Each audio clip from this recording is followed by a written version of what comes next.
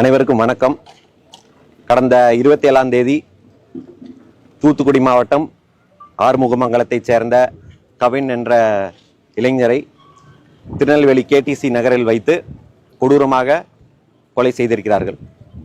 இன்று புதிய தமிழன் கட்சியின் சார்பாக அவரது பெற்றோர்கள், அவரது உறவினர்கள் எல்லாம் பார்த்து எங்களுடைய ஆறுதலையும் எங்களுடைய ஆதரவையும் தர வந்திருக்கிறோம். இன்னைக்கு இது எக்காரணத்தை கொண்டும் எந்த காலத்திலும் ஏற்றுக்கொள்ள முடியாத ஒரு படுகொலை. இது அதுவும் இந்த கொலையில் என்ன பார்க்க வேண்டும் என்றால், கொலை குற்றவாளிகள் 2 பேர் தமிழக அரசினுடைய துணை ஆய்வாளர்களாக இருந்திருக்கிறாங்க, சப் இன்ஸ்பெக்டராக இருக்கிறாங்க.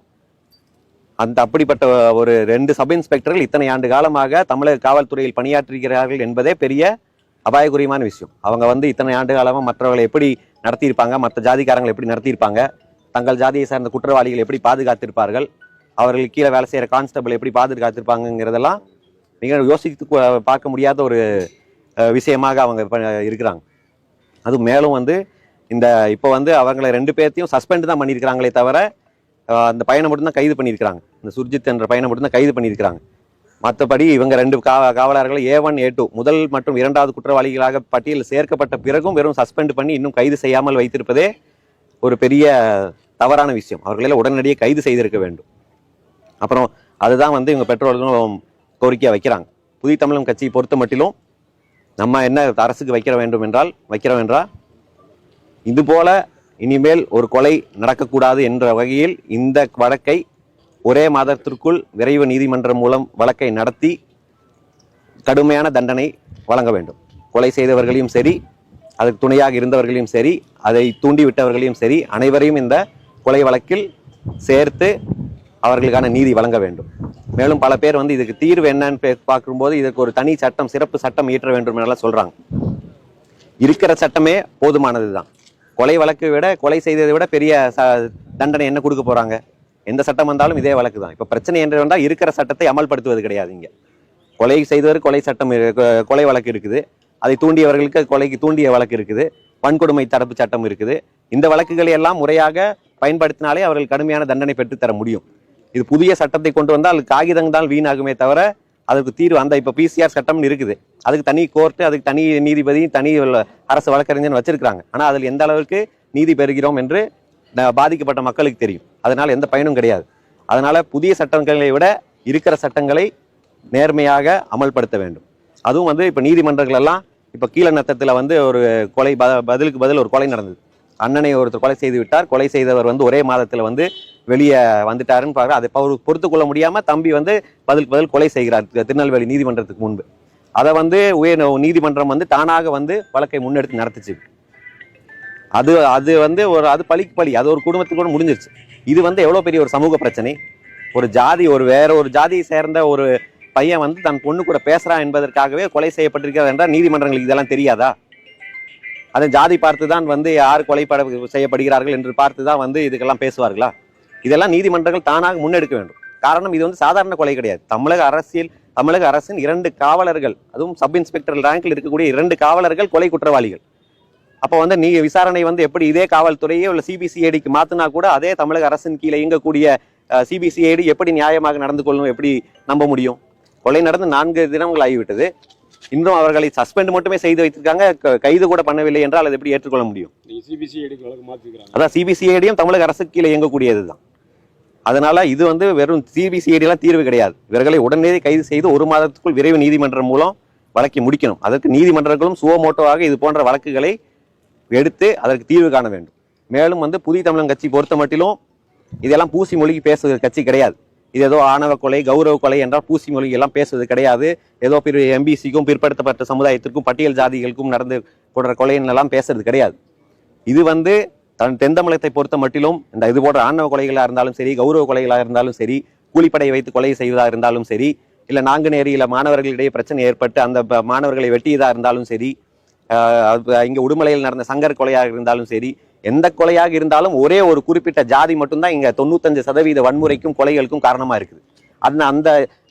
அந்த ஒரு ஜாதியினுடைய காட்டுமிராண்டித்தனத்தால இங்க ஒட்டுமொத்த தென் தமிழகமும் இன்னைக்கு தமிழ்நாட்டில் இந்த தென் தமிழகம் திருந்தாதா? திருநெல்வேலி, தூத்துக்குடி இப்படிதான் கொலையை கொண்டுட்டே இருப்பீங்களா என்ற நிலைக்கு பாருது.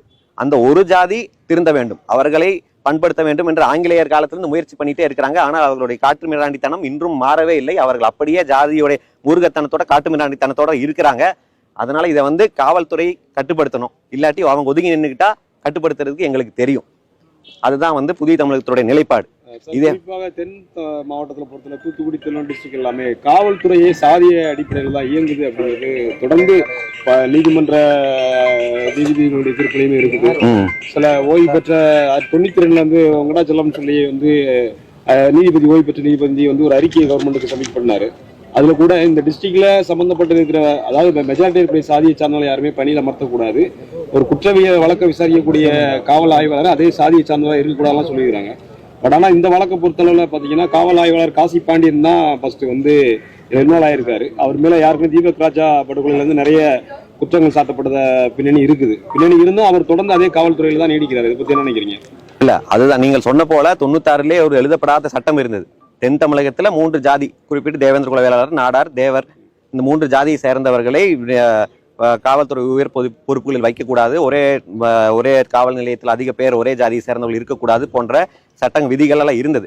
இப்போது மெல்ல மெல்ல கடந்த 10 ஆண்டுகளாக தளர்க்கப்பட்டு இப்ப பல தென் தமிழகத்துல பல காவல் நிலையங்களில் ஒரே ஜாதியை சார்ந்தவர்கள்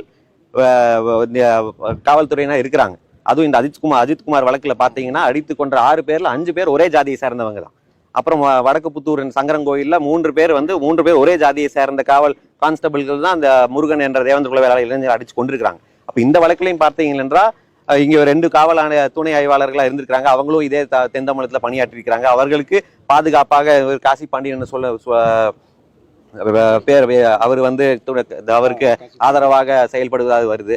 மேலும் ஒரு தகவல், ஒரு துணை ஆய்வு பெற்ற ஏடிஜிபியும் இதற்கு வந்து சம்பந்தப்படுகிறார். அதுலயும் அவரும் வந்து இவர்களை காப்பாற்ற துடிக்கிறார் என்பது போல அது ஒரு ஜாதி வந்து ஒரு லாபியா இருக்கு. அதுக்கு நிரந்தர தீர்வு என்றால் எல்லா கட்சிகளும் எல்லா சமூகங்களையும் இது இன்னும் கடுமையா எதிர்க்கணும்.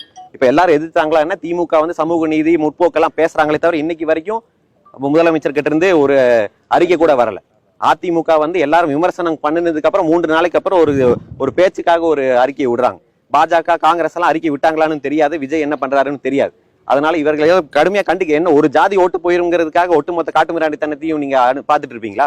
நீங்க பேசுற திராவிடத்தை பிரிக்கிறது இவங்க தான், நீங்க பேசுற தமிழ் தேசியத்தை பிரிக்கிறது இவங்க தான், நீங்க பேசுற இந்துத்துவான்னு பேசுறதையும் பிரிக்கிறது. ஜாதியாவும் ஒண்ணு சேர விட மாட்டாங்க, மதமாவும் ஒண்ணு சேர விட மாட்டான், நாடாவும் ஒண்ணு சேர விட மாட்டான், திராவிடனாவும் ஒண்ணு சேர மாட்டான், தமிழாவும் ஒண்ணு சேர விட மாட்டான். நீங்க எல்லாருமே 2 ஜாதியும் திராவிடன்னு பேசுறது தானே. அப்ப முதல்ல நீங்க வந்திருக்கணும்ல, திராவிடன்னு பேசுறவங்க 2 ஜாதி திராவிட ஜாதி தான், 2 தமிழ் ஜாதி தான், 2 கம்யூனிஸ்ட் உழைப்பாளர் ஜாதி தான் வந்து பேசிருக்கணும்ல. ஆனா ஏன் பேச மறுக்கிறாங்க? ஏனென்றால் அந்த காட்டு மிராண்டித்தனத்தை இவர்கள் எல்லாம் மறைமுகமா ஆதரிக்கிறார்கள். அவர்கள் எதிர்க்கிறதுக்கு துணிவு கிடையாது. அந்த ஒரு ஜாதி என்னன்னு நான் சொல்லல, ஏன்னா அது 2 ஜாதி பகையா நான் சொன்னா அதுக்கு ஒரு கலர் இருக்குது, அது 2 ஜாதி பகையா மாறிடும். அந்த பொறுப்பு எனக்கு மட்டும் கிடையாது, இங்க தென் தமிழகத்தில் இருக்க எல்லாத்துக்கும் இருக்கு, மற்ற எல்லா ஜாதிகளுக்கும் இருக்கு. காரணம் இது என்னன்னா, இப்ப எம்பி பிற்படுத்தப்பட்டவர்களுக்கும் பட்டியல் ஜாதிக்கும் மோதல் அப்படிங்கிற மாதிரி கொண்டு வராங்க. பிற்படுத்தப்பட்ட ஜாதியில் எல்லா ஜாதியும் இப்படி வெட்டிட்டா இருக்கிறாங்க. அப்படி பொண்ணு ஒரு சொந்த பொண்ணு வந்து வேற ஒருத்தன் கூட பேசுறது பிடிக்கலன்னா அந்த பொண்ணு ஒதுக்கி வைப்பாங்க, பேசாத நடத்தி வைப்பாங்க. கொலைக்கு எத்தனை பேர் முயற்சிக்கிறாங்க? அது இந்த ஒரு ஜாதி தான் மீண்டும் மீண்டும் அந்த மாதிரி காட்டு மிராண்டித்தனமான வேலையும் எடுத்த உடனே கொலையும். அந்த பையனோட படங்கள் எல்லாம் இப்பதான் வெளியே வந்துருக்கு, நீங்க எல்லாம் பாத்திருப்பீங்க. கத்தியோட அருவாளை வச்சு 2 சப் இன்ஸ்பெக்டரோட பையன் இப்படிதான் சுத்திட்டு இருப்பான நாட்டுல. அப்படிதான் வளர்த்திருக்காங்களா? அப்படின்னா என்ன அர்த்தம்? அந்த ஜாதிய இதுதான் பெருமை அப்படின்னு சொல்லி வளர்க்குறாங்க. இப்ப நமக்கு ஆணவ கொலைக்கு எதிராக சட்டம் கொண்டு வரோங்கிறோம், சட்டம் கொண்டு வந்துட்டோம். ஆனா இங்க ஒரு கூட்டம் இப்படி செய்வதுதான் பெருமை, இப்படி செய்வதுதான் இன ஜாதிக்கு பெருமை, நான் ஜாதியில கௌரவத்தை காப்பாத்துறேன்னு ஒரு பிரச்சாரம் இங்க போயிட்டு இருக்கும்போது நம்மளுடைய தனி சட்டங்கள் எல்லாம் பயன் இல்லாம போயிடும். அதனால இதோடைய வேரை நம்ம புடுங்கணும். வேற புடுங்கணும்னா யார் குற்றவாளிகள் என்று, எதற்காக நடக்குதுன்னு தெரியுது, யார் நடத்துறாங்கன்னு தெரியணும்ல அந்த கொலைகளை. அப்ப அந்த கொலைகளை யார் நடத்துறாங்கன்னா ஒரு குறிப்பிட்ட ஜாதி தான் மீண்டும் மீண்டும் தொடர்ந்து கொலை செய்யுது. மற்ற ஜாதிகள் அங்க வடக்குல வந்து செய்யறாங்கன்னா அது 1-2 தான். இங்கதான் வந்து மீண்டும் கூலிப்படை. அந்த இப்ப பையனை ஒருத்தனை வெட்டினானா எங்களுக்கு சந்தேகம் இருக்குது. காரணம், அப்படி ஒரு பையன் வந்து ஒருத்தனை வெட்டி இருக்கிறதுக்கு வாய்ப்பு கிடையாது. திட்டம் விட்டு அந்த பொண்ணு கூப்பிடுறான்னு வர வைத்து ஒரு கூலிப்படை மூலமா தான் நடத்தி இருக்க முடியும்.